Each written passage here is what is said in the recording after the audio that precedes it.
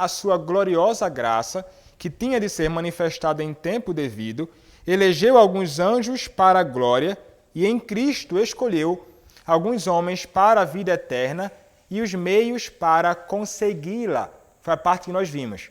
A parte que nós veremos agora é a seguinte: e também, segundo o seu soberano poder e o conselho inescrutável da sua própria vontade, pela qual ele concede ou não os seus favores conforme lhe apraz, deixou e predestinou os demais à desonra e à ira, que lhes serão infligidas por causa dos seus pecados, para patentear a glória da sua justiça.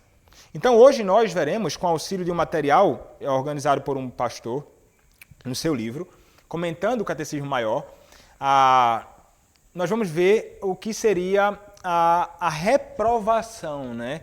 Nós falamos sobre eleição, sobre o fato de que Deus predestinou os seus eleitos para a glória eterna e também preordenou os meios ou o caminho para esse fim, a proclamação do Evangelho, o conhecimento de Cristo, a fé, enfim, o Senhor deu tudo o que é necessário para que o homem possa encontrar em Cristo salvação, e estes a quem ele concedeu, estes caminhos são aqueles a que ele escolheu desde antes da fundação do mundo para a salvação. Então nós falamos sobre essa eleição do Senhor, que é uma eleição soberana, não é? Então ele escolheu alguns homens em Cristo para a vida eterna e também os meios para consegui-la. O Senhor deu tudo o que eles precisavam, o que os eleitos precisam para a sua própria salvação. Mas tratamos especialmente sobre o fato de que Deus escolhe pessoas para a salvação dentre as pessoas no mundo. Ele não escolhe a todos para a salvação. E ele fez isso na eternidade, de modo livre e imutável. Foi assim que o Senhor fez, e outros pontos mais nós consideramos. Mas agora nós vamos passar a tratar sobre o que seria a reprovação, não é? Agora o catecismo vai falar sobre os não eleitos. Sobre os não eleitos. E nós devemos entender que Deus, o Senhor soberano, ele deixou os demais, ou seja, os não eleitos, em seu estado de miséria e ruína e decidiu castigá-los de um modo justo. Porque Deus é justo, não é? Nós vimos até agora há pouco na pregação, no Salmo de número 11, o fato de que Deus é justo. Ele não salvou a todos e ele não se agradou de salvar a todos e vai castigá-los de modo justo. E ele faz isso unicamente pelo conselho também da sua própria vontade, tanto no que diz respeito à salvação, tanto no que diz respeito também à própria reprovação dos homens. Mas então, quais são os elementos, né, da declaração do Catecismo Maior sobre a reprovação? E há 4 elementos básicos da declaração do Catecismo sobre a reprovação. O primeiro é que os indivíduos rejeitados por Deus são culpados de pecado e também totalmente depravados. Essa é a condição do homem que não conhece o Senhor. Merecendo o quê? Merecendo com justiça a condenação eterna de Deus. Assim como merecíamos, né? Mas fomos salvos por graça. Mas merecíamos. Um outro elemento, o segundo elemento, é que Deus ignora ou rejeita alguns indivíduos e não os escolhe para a vida eterna, deixando-os no estado de miséria e ruína em que mergulharam por sua própria culpa. Terceiro elemento, ele condena aqueles que merecem castigo eterno em razão dos seus próprios pecados. E ele faz com perfeita justiça e santa vingança. E em quarto ponto, quarto elemento, apresentado no catecismo, é que no decreto de Deus, de ignorar e rejeitar alguns, Deus age de forma absoluta. É o Senhor mesmo quem faz isto, tudo isto, e Ele então determina. Deus então, Ele vai estar agindo como um juiz. Deus atua como um juiz justo ao condenar os ímpios ao castigo que lhes é merecido. Um homem é ignorado e outro eleito. E isso, obviamente, não é porque um fosse mais pecador do que o outro. Não é este o ponto. O Senhor escolhe alguns para a salvação porque Ele é gracioso. E Ele condena outros para o juízo porque Ele é um Deus justo. Mas alguém poderia perguntar, mas por que Ele escolhe alguns entre os pecadores? Ele escolhe algum e não outro, independentemente da condição de depravação da pessoa na ocasião? E a resposta é porque Deus quis fazer assim. Segundo o beneplácito da sua própria vontade, é que Deus faz absolutamente todas as coisas, né? Devemos nos recordar do fato de que o Deus que nós servimos é um Deus que é soberano. Sobre absolutamente tudo. E é esse Senhor, então, que faz isso. Ele escolhe, Ele elege pessoas entre os perdidos no mundo. E essa eleição de Deus, como ensinada, né, em Efésios, por exemplo, nós já vimos Efésios capítulo 1, verso 4, e outros textos vários, como Romanos capítulo 9, que nós voltaremos aqui e leremos várias vezes, viu, irmãos? Fiquem com suas Bíblias aí atentos, eu vou tentando abrir rápido aqui para que passemos por vários textos.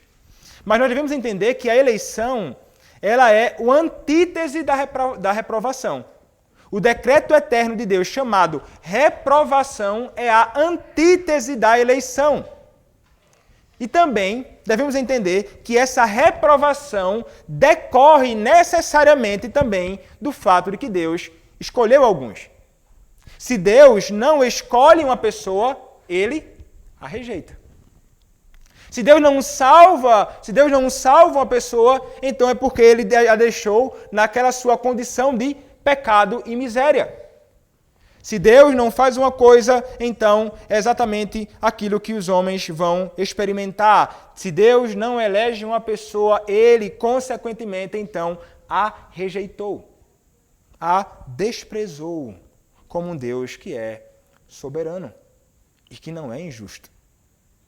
Quando nós olhamos ainda para o que nós podemos pensar acerca dessas questões, nós devemos entender o seguinte, que no decreto eterno do Senhor, lembrem-se, o Senhor decretou todas as coisas, absolutamente tudo, antes da fundação do mundo, ou seja, na eternidade, de modo livre. Mas esse decreto de Deus, há o que nós podemos chamar de uma unidade e variedade nos decretos de Deus. Entre a eleição e a reprovação, há semelhanças e há diferenças. Veja, um primeiro ponto relacionado a semelhanças e diferenças.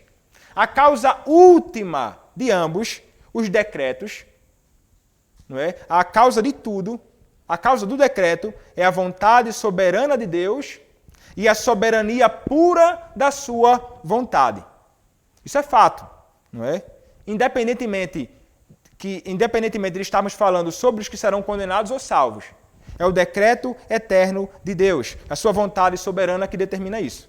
Segundo, a reprovação, a rejeição, tem um fator que não ocorre na eleição.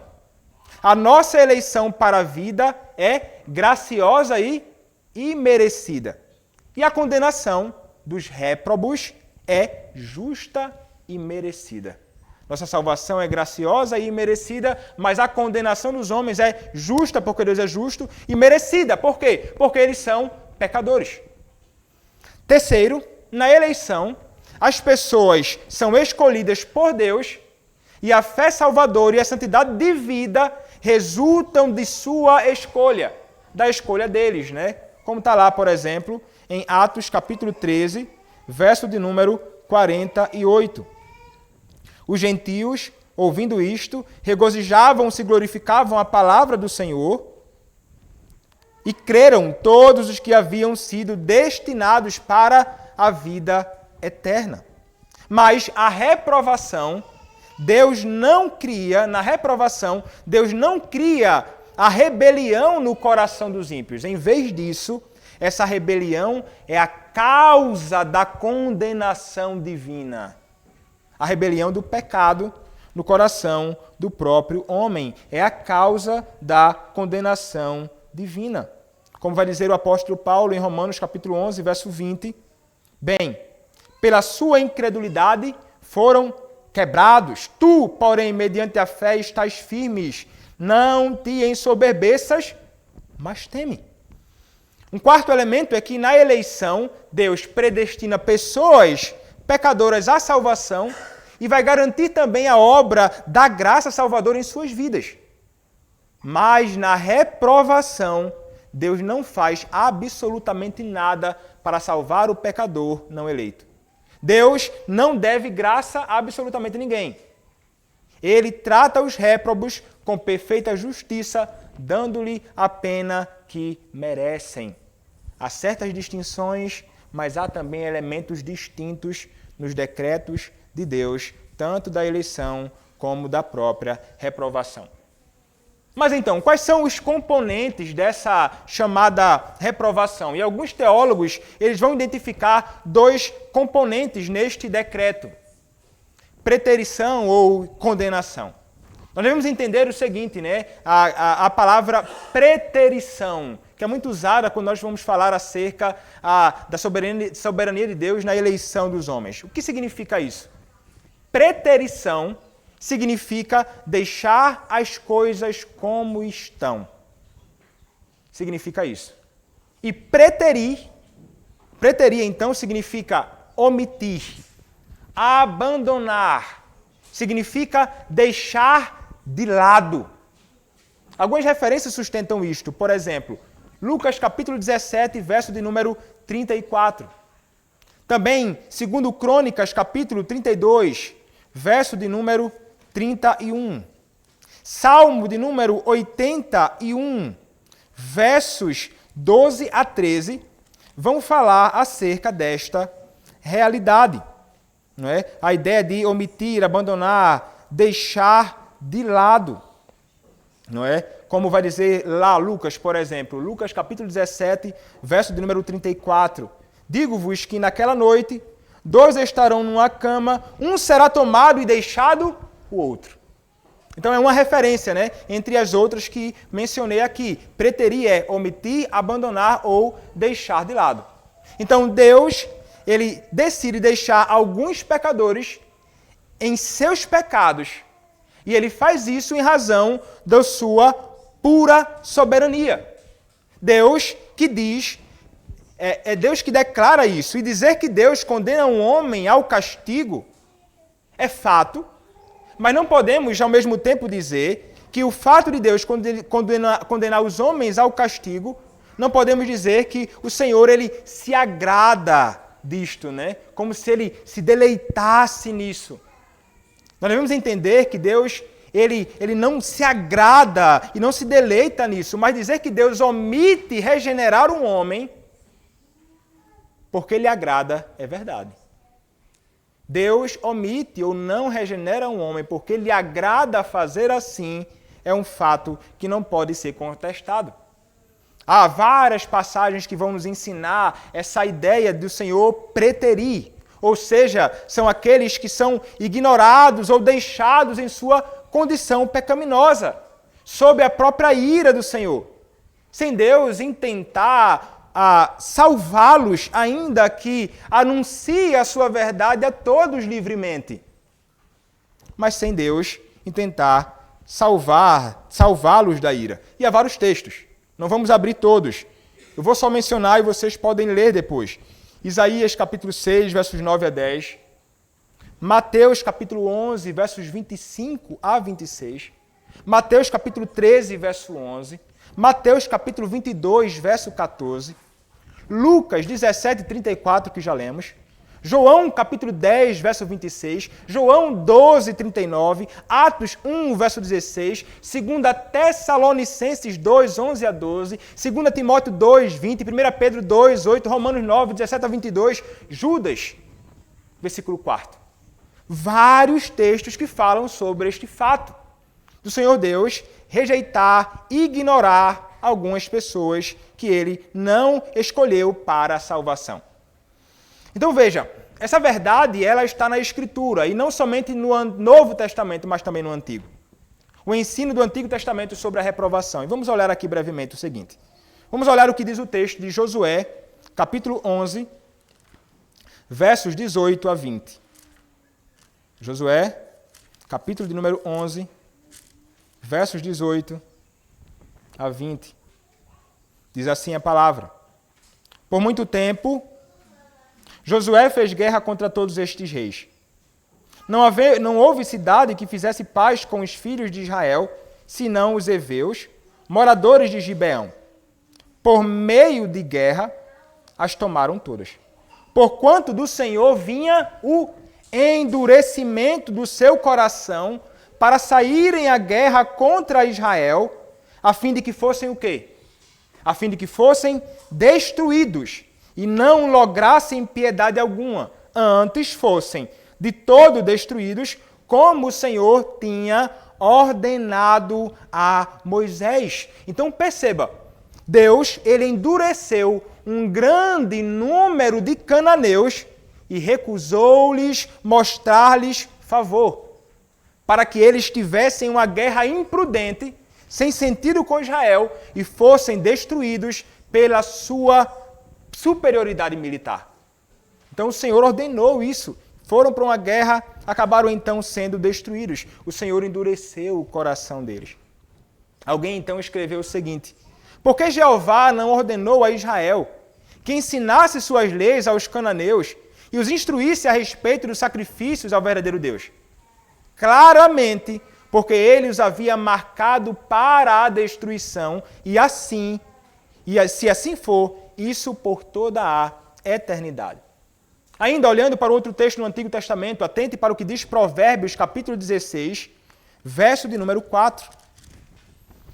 Provérbios, capítulo 16, verso 4, diz assim: O Senhor fez todas as coisas para determinados fins, até o perverso para o dia da calamidade. Interessante esse texto.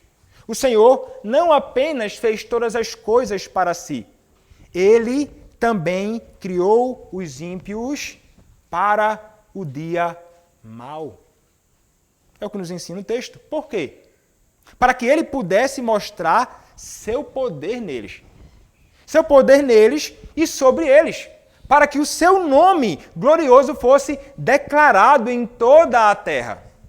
O apóstolo Paulo, em Romanos capítulo 9, verso 17, vai nos falar sobre isto, confirmando. E veja, nós voltaremos várias vezes ainda para Romanos, mas Romanos capítulo 9, verso de número 17, nos diz assim: Porque a Escritura diz a Faraó: Para isso mesmo te levantei, para mostrar em ti o meu poder e para que o meu nome seja anunciado por toda a terra. João Calvino, comentando, escreveu o seguinte: A ruína dos ímpios não é apenas prevista pelo Senhor, mas também ordenada pelo seu conselho e pela sua vontade. E Salomão nos ensina a mesma coisa, que não apenas a destruição dos ímpios é conhecida de antemão, mas que os próprios ímpios foram criados para esse mesmo fim, para que pereçam. E ele cita Provérbios 16, verso de número 4, que nós lemos. E agora, outro texto, Êxodo. Nós estamos pregando aqui, ouvindo exposições. Passamos por esse texto. Êxodo, capítulo 9, versos de número 13 a 16. Aqui tratando sobre o caso do próprio Faraó. Êxodo, capítulo 9, versos 13 a 16, diz assim: Disse o Senhor a Moisés: Levanta-te pela manhã cedo, apresenta-te a Faraó e diz-lhe: Assim diz o Senhor, o Deus dos Hebreus, deixa ir o meu povo para que me sirva. Verso 14. Pois esta vez enviarei todas as minhas pragas sobre o teu coração, e sobre os teus oficiais, e sobre o teu povo, para que saibas que não há quem me seja semelhante em toda a terra. Pois já eu poderia ter estendido a mão para te ferir, a ti e o povo com pestilência, e terias sido cortado da terra. Mas deveras, para isso te hei mantido, a fim de mostrar-te o meu poder, e para que seja o meu nome anunciado em toda a terra. Bem semelhante nas linguagens do próprio apóstolo Paulo mais à frente. O que acontece então, irmãos? O Senhor Deus Javé, ele levantou o Faraó e ordenou-lhe intencionalmente que respondesse a Moisés de modo teimoso. Como ele fez, rejeitando. Para quê? para que Deus pudesse demonstrar a sua onipotência salvadora perante o mundo. Além disso, Deus eliminou Faraó no auge da vida e do poder de sua mão direita e poderosa de julgamento nas pragas e no Mar Vermelho. E Deus levantou o Faraó com este propósito, para que ele pudesse destruí-lo e também para salvar o seu próprio povo. Foi exatamente isto, então, e isso que o Senhor nos mostra ali. Êxodo capítulo 4, verso 21 nos diz assim: Disse o Senhor a Moisés, quando voltares ao Egito, vê que faças diante de Faraó todos os milagres que te hei posto na mão, mas eu lhe endurecerei o coração, para que não deixe ir o povo. Então perceba, Deus então promete isto, e isso exatamente acontece. O Senhor o rejeita, o Senhor o reprova. O Senhor não salva Faraó. E Deus, irmão, já havia prometido isso a Abraão. O Senhor já havia prometido, planejado julgar a Faraó do Êxodo deste modo. Está lá ainda, mais atrás, em Gênesis capítulo 15, a partir do versículo 13 e 14. Gênesis capítulo 15, versos 13 e 14, a palavra do nosso Senhor nos diz assim: Então lhe foi dito, sabe com certeza que a tua posteridade será peregrina em terra alheia e será reduzida à escravidão e será afligida por 400 anos. Mas também eu julgarei a gente que tem de sujeitar-se, e depois sairão com grandes riquezas. Não é? O Senhor haveria de julgar, o Senhor haveria de cair de fato com juízo. E Faraó, então, irmãos, como o próprio Paulo vai nos ensinar, Faraó, nós devemos entender, era um vaso de ira preparado para a perdição. Era um vaso de ira preparado para a destruição. E isso, então, nos ilustra no Antigo Testamento a doutrina da reprovação. Concluímos que ele reprova todos os outros a quem ele não predestinou para serem conformes à imagem do seu Filho. E esta, de fato, é a inferência que o apóstolo Paulo extrai do destino de Faraó. Pois em Romanos capítulo 9, depois de referir-se ao propósito de Deus de levantar Faraó, ele continuou: portanto, ou assim então, o caso de Faraó é apresentado para provar a doutrina da reprovação como contraparte da doutrina da eleição. Vá lá, Romanos capítulo 9, versos 17 e 18, mais uma vez, o apóstolo Paulo diz assim: Porque a Escritura diz a Faraó, para isto mesmo te levantei, para mostrar em ti o meu poder e para que o meu nome seja anunciado por toda a terra. Logo tem ele misericórdia de quem quer e também endurece a quem lhe apraz. Então trata-se aí da soberania de Deus. Isso é um ensino no Antigo Testamento. Mas vamos pensar agora sobre o ensino de Jesus Cristo sobre a reprovação. Nós olhamos para a Escritura e vemos o Senhor Jesus Cristo escolhendo ou fazendo distinção entre os seus discípulos e o resto do mundo incrédulo que ele deixou nas trevas. Ele disse, lá em João capítulo 13, versos 17 a 18, o seguinte: Evangelho de João, capítulo 13, versos 17 a 18. Ora, se sabeis estas coisas, bem-aventurados sois se as praticardes. Não falo a respeito de todos vós, pois eu conheço aqueles que escolhi. Antes, para que se cumpra a Escritura. Aquele que come do meu pão levantou contra mim o seu calcanhar. Agora, ainda, João, capítulo 17, versos 6 e verso 9. Diz assim a palavra do Senhor: Manifestei o teu nome aos homens que me deste no mundo. Eram teus, tu os confiaste, e eles têm guardado a tua palavra. Verso 9.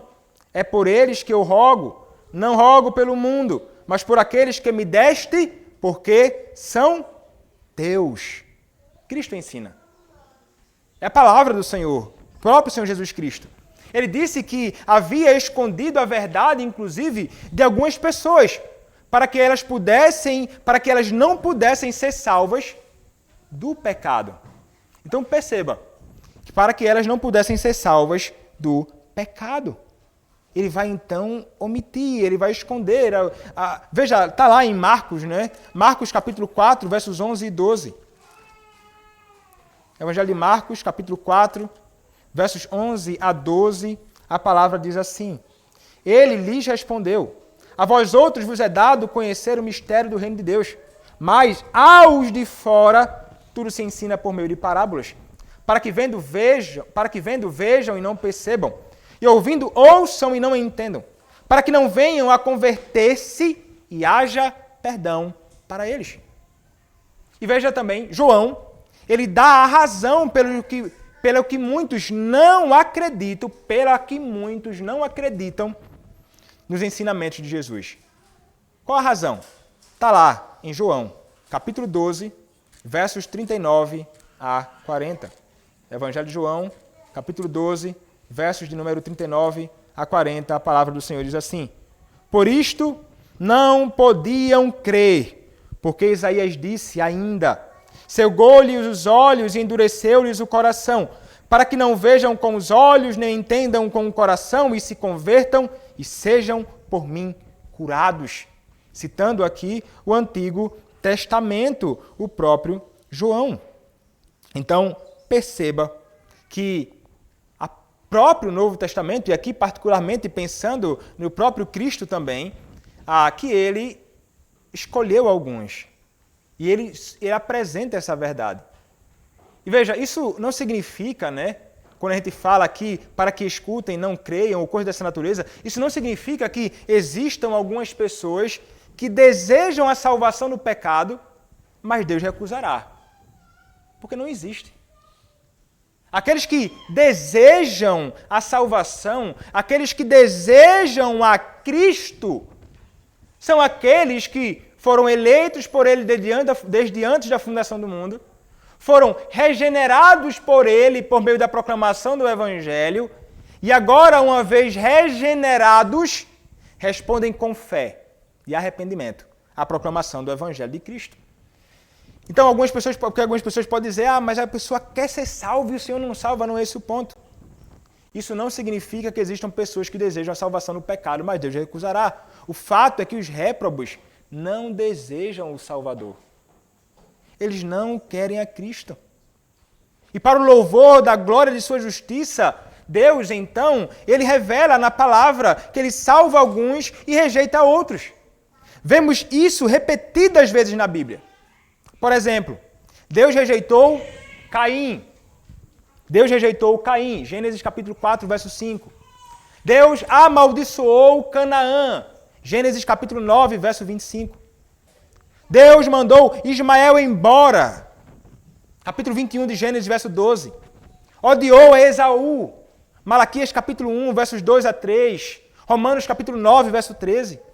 Permitiu que as nações pagãs seguissem seus próprios caminhos, como ensina Atos 14, verso 16.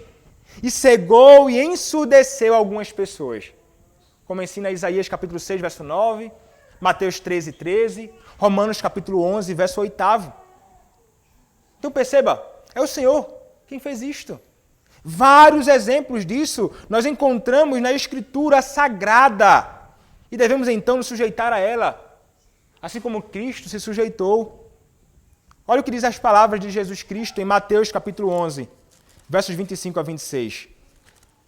Mateus, capítulo de número 11, versos 25 a 26, a palavra do Senhor assim diz: Por aquele tempo exclamou Jesus: Graças te dou, ó Pai, Senhor do céu e da terra, porque ocultaste estas coisas aos sábios e instruídos e as revelaste aos pequeninos. Sim, ó Pai, porque assim foi do teu agrado. Reconhecimento de Cristo. Jesus vai louvar o Senhor, Deus o Pai, por esconder o conhecimento espiritual da verdade do Evangelho por parte dos vaidosos e hipócritas e por revelar essas coisas àqueles que sabiam que são ignorantes e desamparados. E Jesus também revela que a base da decisão de Deus de esconder a verdade de alguns e revelar essa verdade a outros é a sua própria vontade absoluta, soberana e benevolente, porque assim pareceu bem aos teus olhos.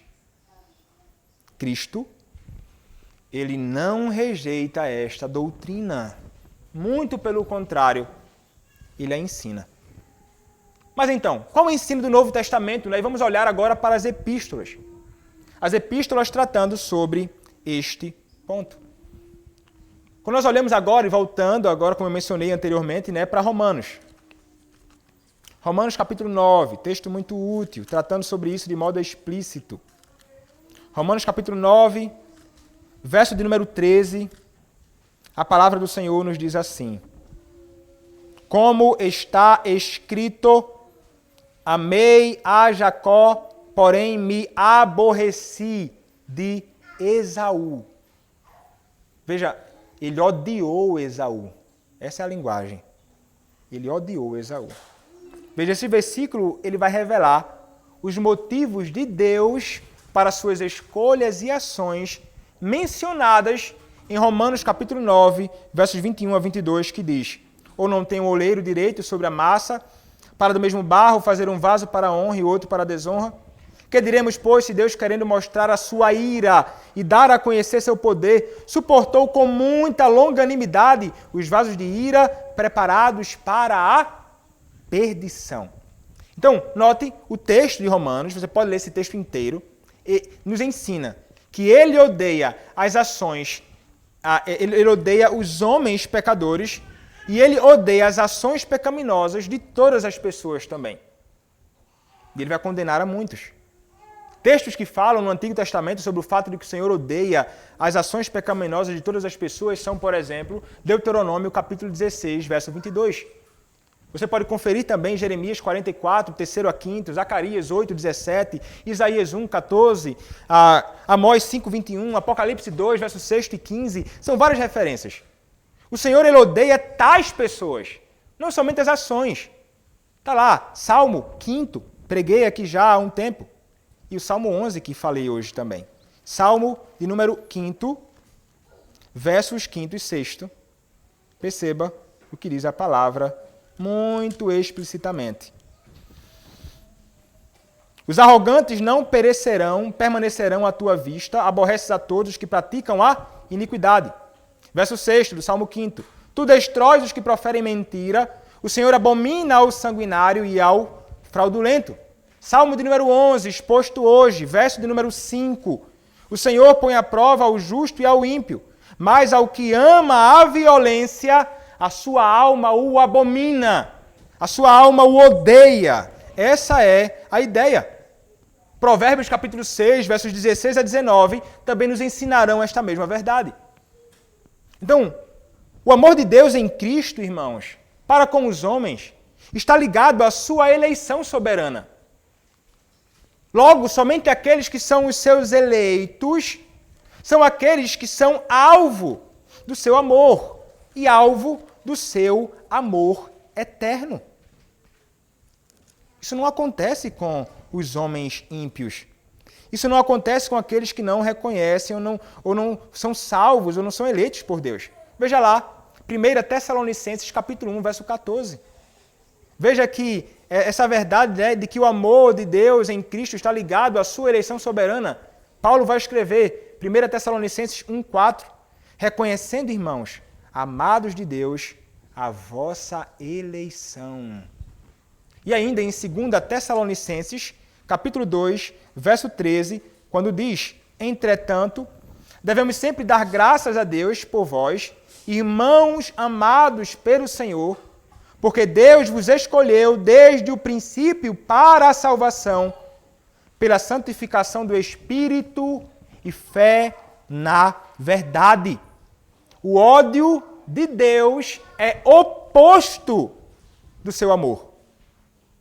E em Romanos capítulo 9, verso 13, que é uma citação de Malaquias capítulo 1, verso 2 e 3, olhe lá a referência. Malaquias capítulo de número 1, versos 2 e 3, a palavra do Senhor vai nos dizer assim: eu vos tenho amado, diz o Senhor, mas vós dizeis, em que nos tens amado? Não foi Esaú irmão de Jacó? Disse o Senhor. Todavia, amei a Jacó, porém aborreci a Esaú, e fiz dos seus montes uma assolação, e dei a sua herança aos chacais do deserto. Então, em Romanos capítulo 9, que é essa citação de Malaquias, lemos que Esaú foi rejeitado. Ele foi objeto do desagrado divino e ira do Senhor. E não podemos imaginar que ódio não significa, nós não podemos dizer que ódio seria amar menos. Ódio não significa amar menos, como alguns podem imaginar. Pois então, amor significaria odiar menos. E então toda a afirmação não seria ou não faria sentido. Quando o Senhor odeia, Ele odeia de fato, Ele não ama menos. E quando o Senhor ama, Ele não odeia menos. Ele de fato ama e despeja do seu amor sobre os homens. Então o Senhor, Ele está aborrecido e odeia alguns homens. Quais são eles? Nós não sabemos. Por isso que a proclamação do Evangelho é feita a todos os homens indiscriminadamente. Não pense, viu? Que o fato de ser dito algo dessa natureza, estamos então ligados ao hipercalvinismo, um erro da compreensão da doutrina de Deus, de que o Senhor tem seus eleitos e tem os seus réprobos, e uma vez que Ele tem isto, eu não devo proclamar o Evangelho. Estranho. Que o apóstolo Paulo em Romanos capítulo 10 vai falar sobre o fato de que só crerão em Cristo aqueles que escutam a proclamação do Evangelho e creem no Cristo que é anunciado. E para isto, homens devem e precisam ser enviados para proclamar esta verdade. Mas, é fato, o Senhor, Ele tem aqueles que rejeita. Mas somos chamados a proclamar o Evangelho a todos os homens, chamando todos os homens indiscriminadamente ao arrependimento e à fé em Cristo. Esse é um dos temas, se Deus permitir, que trataremos na nossa conferência. A última palestra será a livre oferta do Evangelho. Bom, o que é que o texto nos diz, Romanos capítulo 9, mais uma vez, versos 21 a 23. O apóstolo Paulo vai nos dizer assim: ou não tem o oleiro direito sobre a massa, para do mesmo barro fazer um vaso para a honra e outros para a desonra? Que diremos, pois, se Deus, querendo mostrar a sua ira e dar a conhecer o seu poder, suportou com muita longanimidade os vasos de ira preparados para a perdição, verso 23, a fim de que também desse a conhecer as riquezas da sua glória em vasos de misericórdia, que para a glória preparou de antemão. Qual é a ideia aqui, não é? A ideia é o oleiro, que é Deus, e o barro é a raça humana caída. Essa é a ideia. Dentre a raça humana caída, Deus escolheu muitas pessoas para serem vasos que guardassem a sua eterna misericórdia, e o resto Ele fez vasos para conter sua ira eterna, como o justo castigo pelos pecados deles. Romanos 6, verso 23. É direito de Deus ter misericórdia de quem Ele quiser e também endurecer quem Ele quiser. Como diz Romanos 9, 18.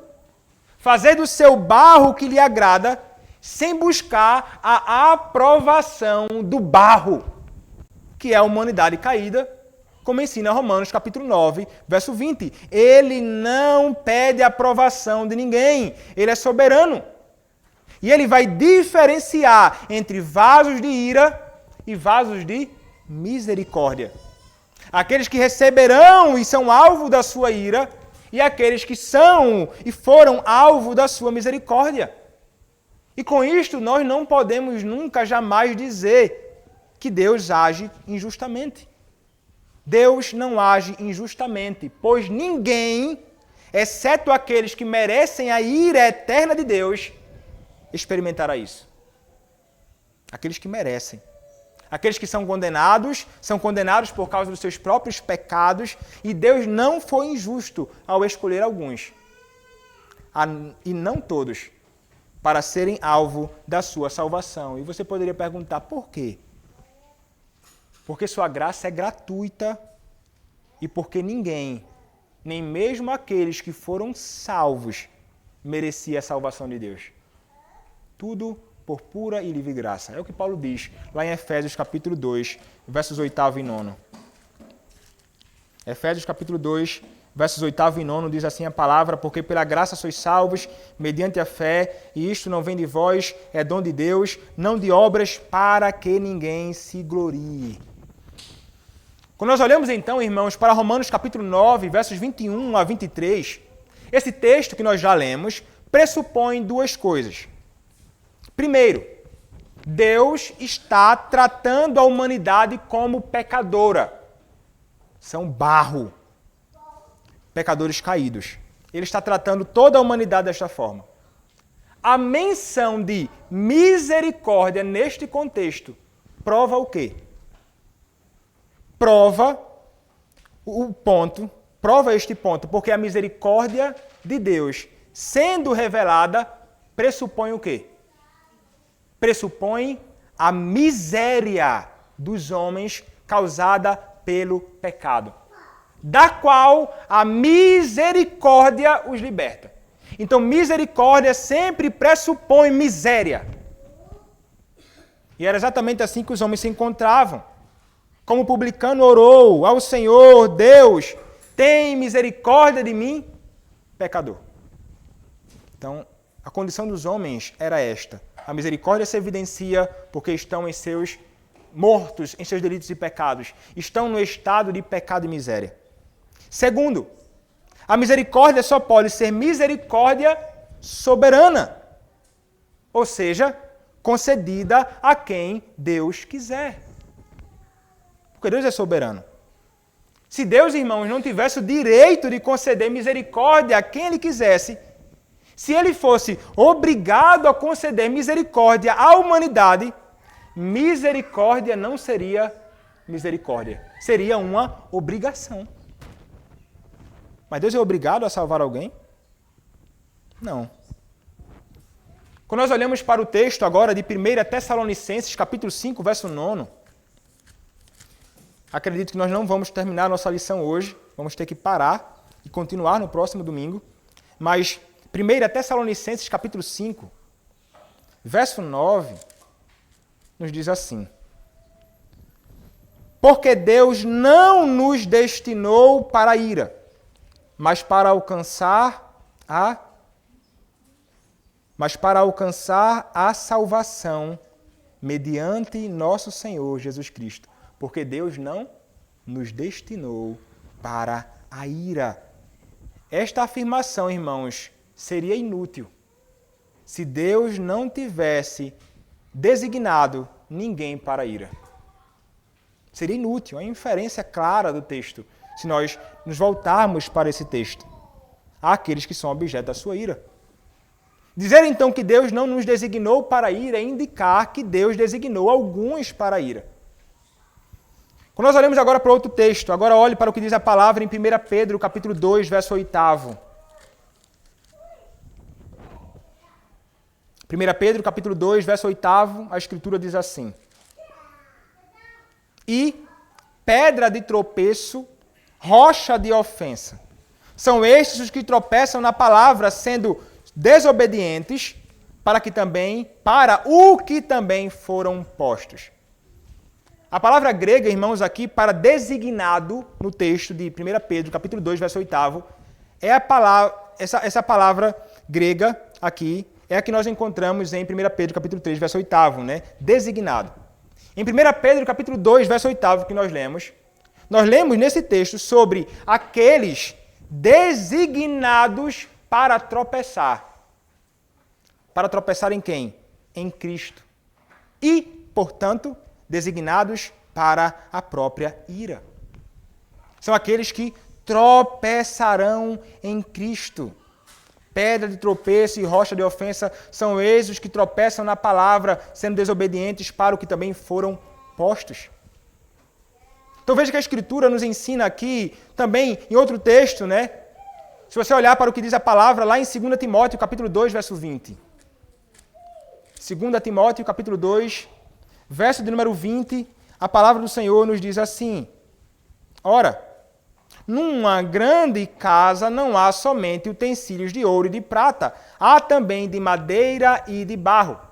Este versículo que eu acabei de ler, ele deve ser lido à luz do versículo anterior. À luz do versículo anterior, que vai falar que o Senhor conhece os que lhe pertencem. Versículo de número 19. O que é que Paulo está dizendo? Paulo está preparando Timóteo para as deserções que haverão de acontecer na igreja. E ele então deve lembrar que a igreja, Timóteo deve lembrar que a igreja é como uma casa grande com todos os tipos de móveis. Alguns móveis são de ouro, de grande valor, e outros são peças de madeira, de pouco valor. Alguns dirão que não, né? Mas alguns artigos dessa casa devem ser exigidos, devem ser exibidos pela sua beleza. Outros devem ser levados para o lixo. A igreja visível é composta de vasos de ira e vasos de misericórdia. Alguns para a honra e outros para a desonra, para a condenação. São desprezíveis, objeto de coisa ruim, como a própria ira do Senhor sobre os homens. Voltando agora para Pedro.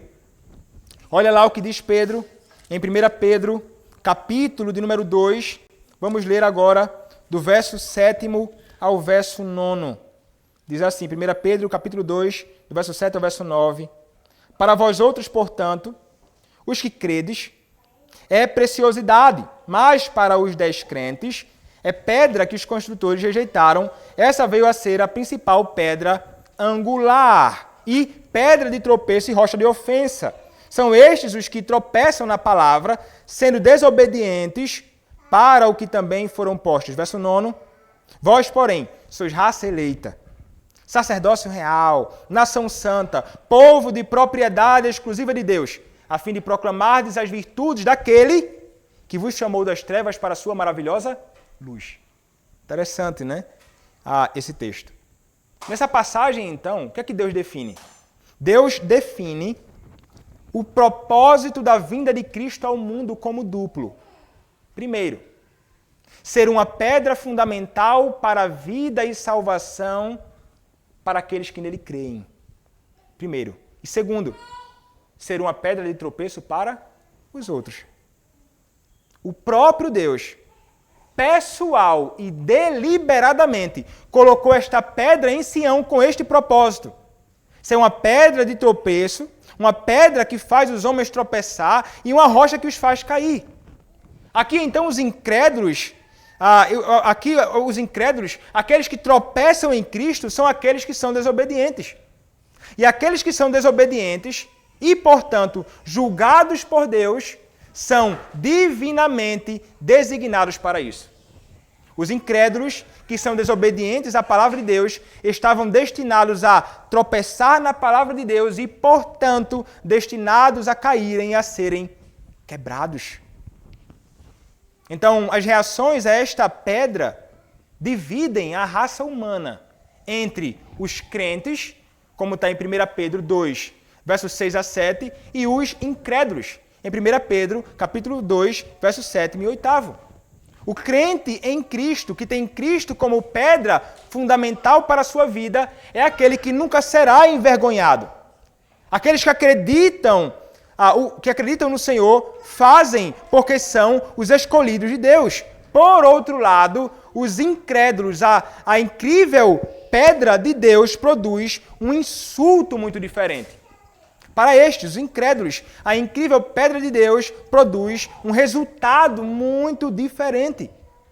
Para aqueles que continuam se recusando a crer no Evangelho de Cristo e, portanto, são desobedientes a Ele, Cristo será uma pedra que lhes trará tropeço e ofensa. E as pessoas não podem escapar dele por sua incredulidade. O versículo 8 dá a razão pela qual os incrédulos tropeçam na desobediência e na incredulidade em relação a Cristo, quebrando-se sobre ele. Eles foram destinados para Deus a este caminho de tropeço e para a condenação.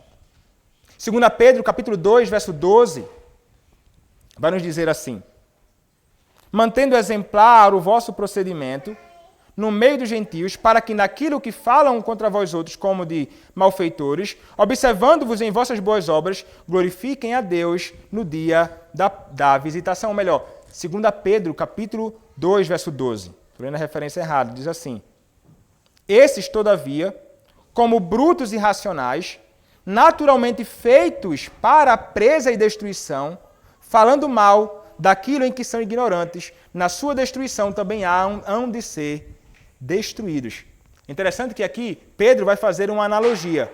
Uma analogia é traçada aqui entre os homens que falam mal das coisas sagradas e bestas brutais. O ponto principal da analogia é o seguinte: estes homens, como bestas brutais naturais, são feitos para serem capturados e destruídos, e assim perecerão completamente na sua própria condenação ou corrupção. Deus ordenou tudo isso. Uma outra referência seria aqui, caminhando para o fim do conteúdo hoje, seria Judas, versículo de número 4. Judas, verso 4, a palavra do Senhor nos diz assim: pois certos indivíduos se introduziram com dissimulação, os quais desde muito foram antecipadamente pronunciados para esta condenação. Homens ímpios que transformam em libertinagem a graça de nosso Deus e negam o nosso único, soberano e Senhor, Jesus Cristo. Observe 3 coisas sobre os homens enganadores mencionados neste versículo. Primeiro, eles foram ordenados para esta condenação. O texto nos diz: Deus ordenou a sua cegueira, rebelião persistente e condenação eterna. Segundo, eles foram ordenados à condenação antes dos tempos antigos, isto é, na eternidade antes do início dos tempos. Isto fala do caráter absoluto e imutável dessa pré-ordenação à condenação. Terceiro, esses homens são homens ímpios. A causa da sua condenação não foi o prazer de Deus, mas o seu próprio pecado contra Deus. Alguns olharão, então, para essa doutrina da reprovação e vão achar que isso vai contradizer algumas coisas, né? Alguns vão se opor a essa doutrina que nós falamos agora, presumindo que ela contradiz alguma porção da Escritura, como, por exemplo, o que diz Ezequiel, capítulo 33, verso 11. Então, concluir aqui, irmãos. Ezequiel, capítulo de número 33, verso de número 11, a palavra do Senhor nos diz assim. Alguns vão se utilizar desse texto, né? A palavra diz, Ezequiel 33, verso 11. Diz-lhes: tão certo como eu vivo, diz o Senhor, Deus, não tenho prazer na morte do perverso, mas em que o perverso se converta do seu caminho e viva. Convertei-vos dos vossos maus caminhos. Pois, por que haveis de morrer, ó casa de Israel?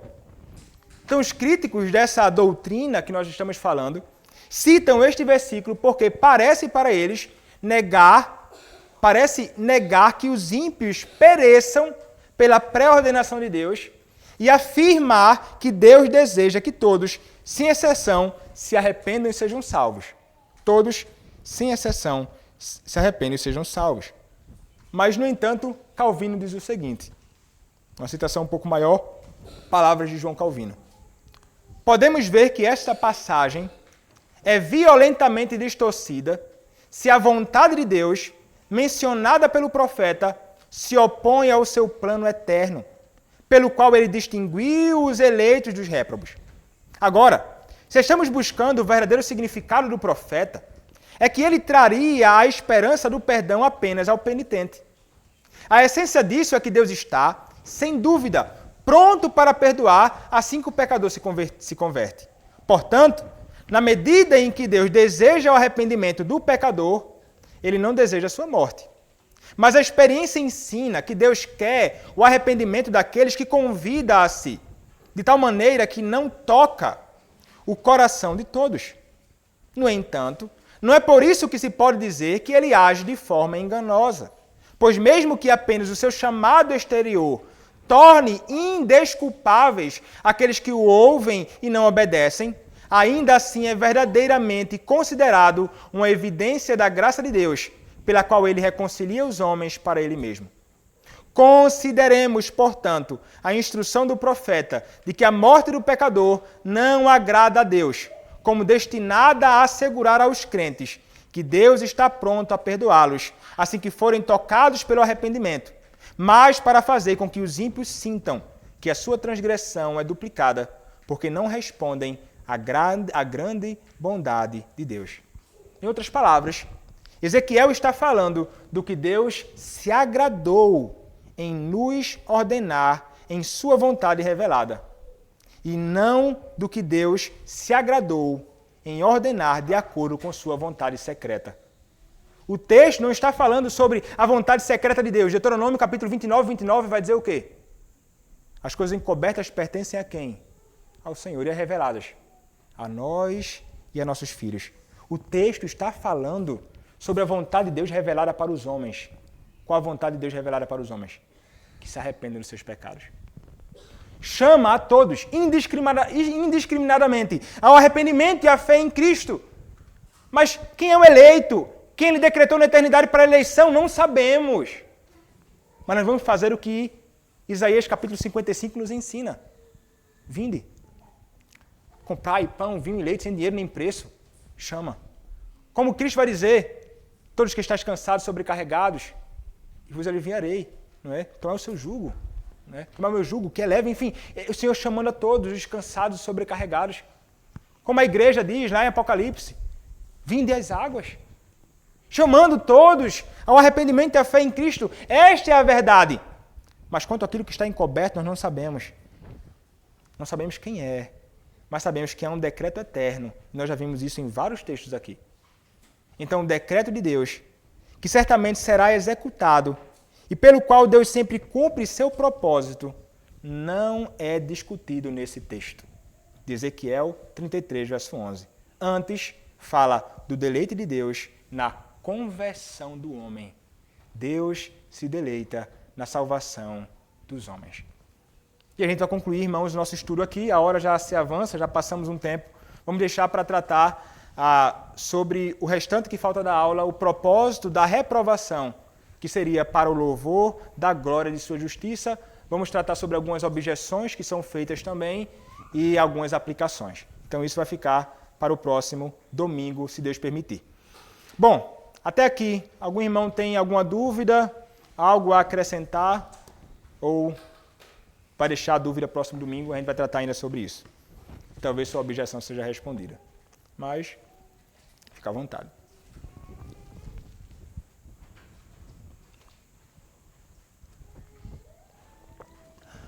Vamos orar, irmãos, então. E vamos concluir nosso estudo. Eu vou pedir para João Daniel orar, por favor. Agradeço.